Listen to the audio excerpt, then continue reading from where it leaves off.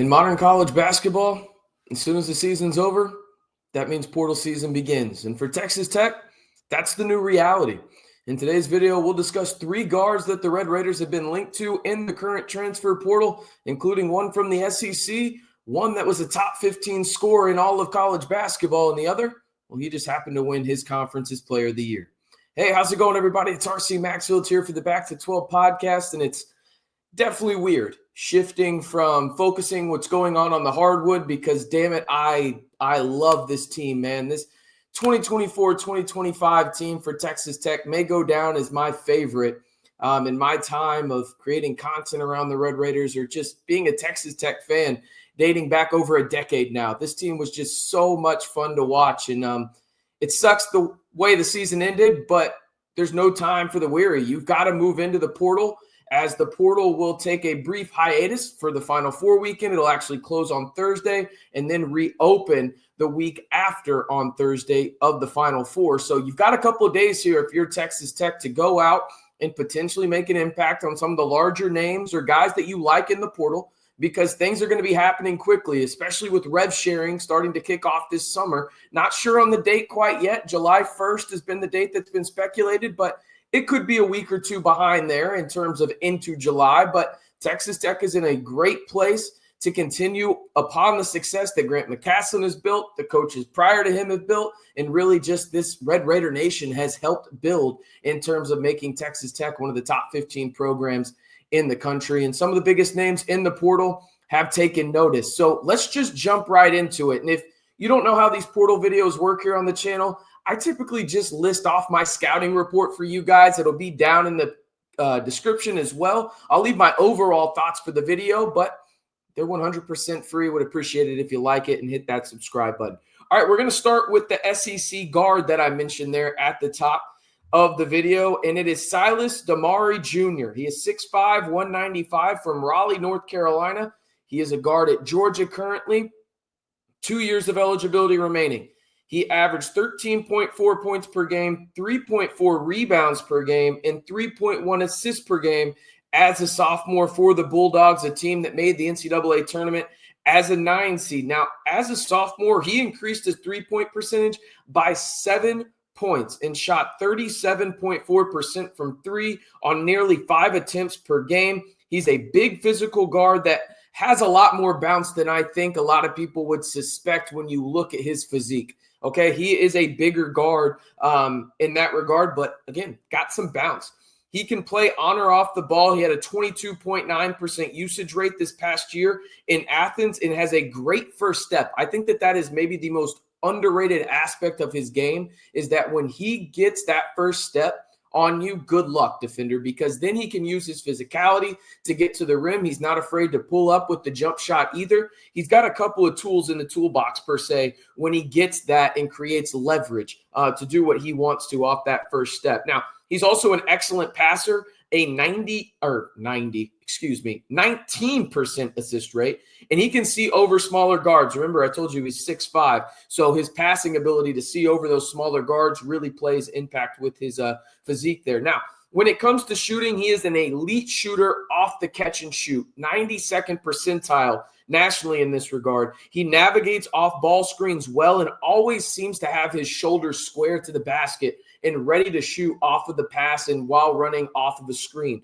Okay, off the dribble shooting, let's be honest, there's positives and negatives to everybody's game. This is one of his negatives. He is a 29th percentile guy in terms of shooting off the dribble. It's just not good. It's an area of improvement he has to make to his game. Now, he does rank 86th percentile in spot-up shots, and in the pick and roll as the primary ball handler in them, he ranks 72nd percentile nationally and 61st percentile in transition. Defensively, active hands. He knows how to use his frame really well. Again, 6'5", lengthy defender, averages 1.7 steals per game, and with his size, he's good enough to switch on to bigger wings. I don't feel great about him guarding a 4, but 1 through 3, you feel pretty good about it. Maybe him defending a smaller 4 in that regard. Now, overall, I think Demary would be a phenomenal fit next to Christian Anderson. I mentioned it.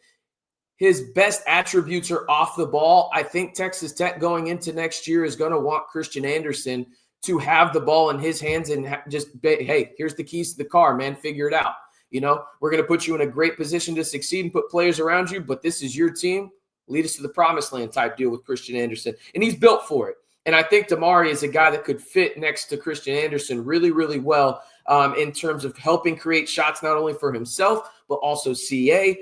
I'd love to see Demary be the starting two guard for Texas Tech next year.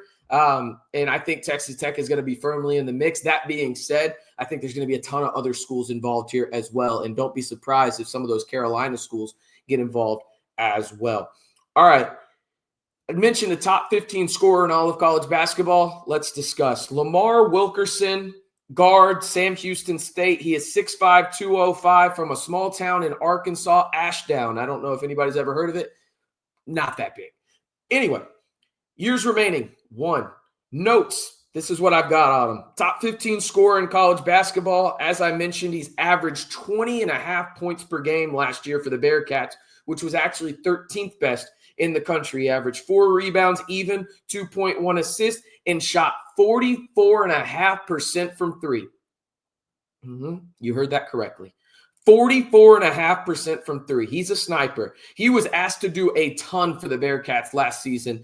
25.2% usage rate. He is a solid passer with a 14.1 assist rate, but does force the issue sometimes in terms of I think he thinks he's a little bit better of a passer than he is, or maybe he just sees an angle and it disappears quickly and he's a split second late on it. He's a good passer, but he takes some risks that really don't need to be taken on some of the film that I've seen. Shooting-wise, his range feels limitless. Again, 44.5% from three, as we talked about, right? But he made 23s last year from 25-plus feet out and shot 47% from the left arc, 43% from the right arc, and shot pretty damn well from the corners as well. He can play on or off the ball, as he ranks 87th percentile in spot-up shooting, 72nd percentile as a ball screen handler, i.e. a primary ball handler in the pick and roll, 85th percentile in transition, 72nd in off-ball screens, and 81st in dribble handoffs. He's a sneaky defensive player. That's not his skill set. He's a solid defender. He's not going to absolutely ruin you in that regard, but he can guard multiple positions and really create havoc on smaller guards. Again, 6'5", a guy that weighs just over 200 pounds and has a lengthy wingspan in terms of, I think it's a little bit sneaky, and other guards don't think he's as long as he is from a wingspan perspective, and he capitalizes on that.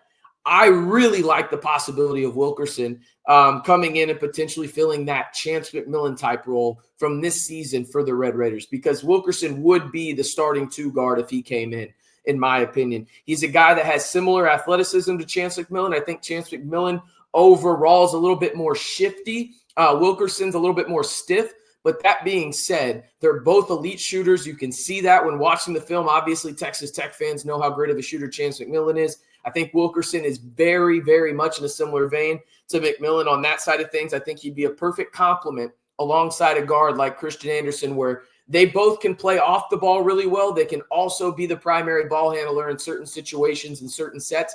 And I think it allows for some fluidity in the backcourt and really makes it difficult for other teams to potentially game plan against the Red Raiders if it was a Anderson and Wilkerson backcourt. And I think you could have a lot of success, especially with Jeff Linder coaching them.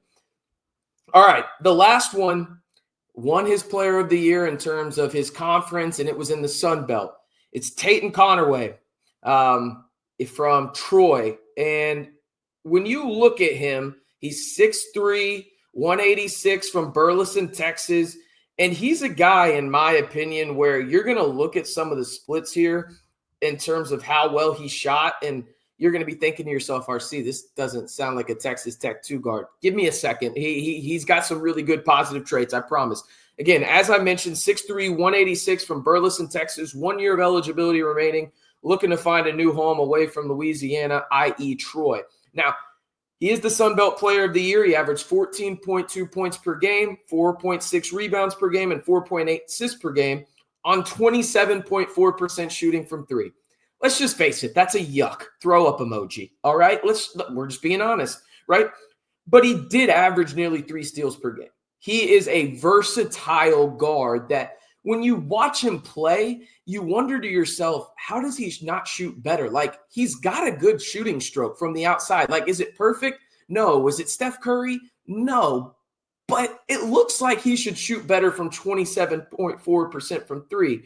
I digress, but offensively, he likes to get downhill. Is he the biggest guy in the world? No, but he plays a little bit bigger than 6'3", 186, in my opinion. He likes to use his frame to create contact or create space close to the rim. 62% of his field goal attempts came at the rim this past year, and he shot 58% within 5 feet for the Trojans. Now, he has a high usage rate, right? 27.2%, and was asked to do a ton for the Trojans last year. He's not afraid to do the dirty work down inside, and he is a really good rebounder. As I mentioned, 4.6 rebounds per game for a 6'3" guard is pretty damn good. He understands positioning really well. He's athletic, but he's not uber athletic. So he has to use his frame and understand the tactical advantages that he can get from positioning for his size to get rebounds, right? When you look at him in terms of the form, again, I can't get over it. I don't know how he's shooting only 27.4%. I think that can increase just how much, maybe to like 32, 33%, but maybe that's just depending on where he ends up. Overall, offensively, he's really good at creating for others and exposing mismatches for himself on smaller defenders or for his teammates as well. He's a great passer. A 39% assist rate is diabolically good, people, okay? And you really don't need to run a play for him at all, outside of maybe in the pick and roll, where when he's involved in it as the primary ball handler, he ranks in the 75th percentile nationally.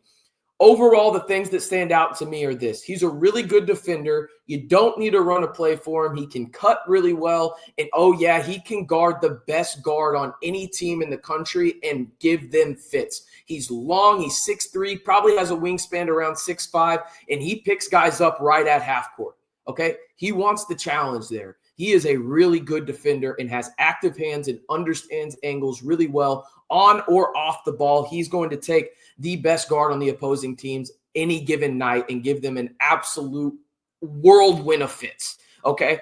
But when I look at him, if we're projecting for someone to play alongside Christian Anderson, I like Conway. I do. But CA would need to play off the ball more, and I don't know if that's something that Texas Tech wants to project from that perspective, but Conway would be a really solid add as a player, and I think that you can see why McCaslin and crew really like him, and I think that he would fit with Christian Anderson. That being said, I think when you look at Demary or you look at a guy like Wilkerson, I think they fit better alongside CA, but if you're looking at it from a defensive standpoint, it's not going to get much better than Conway when it comes to the guard position in this portal cycle. All right, that's going to do it. Again, the names to remember are Silas Deary Jr. from Georgia. You've got Lamar Wilkerson, a guard from Sam Houston State. And then you've got Tatton Conway from Troy, who won the Sun Belt Player of the Year this past year for the Trojans. All right, that's going to do it. I appreciate y'all tuning in. Again, I'm not completely over what happened to Texas Tech in the Elite Eight. Felt like I got kicked in the nuts, but you got to move on, right? And the portal doesn't stop. If you sulk around and, wait to get over it, you're going to lose some really good players and set yourself back. And I know this for certain. Texas Tech is definitely not doing that. They're being proactive and they are being aggressive in the portal, and that's something that every Texas Tech fan wants to hear.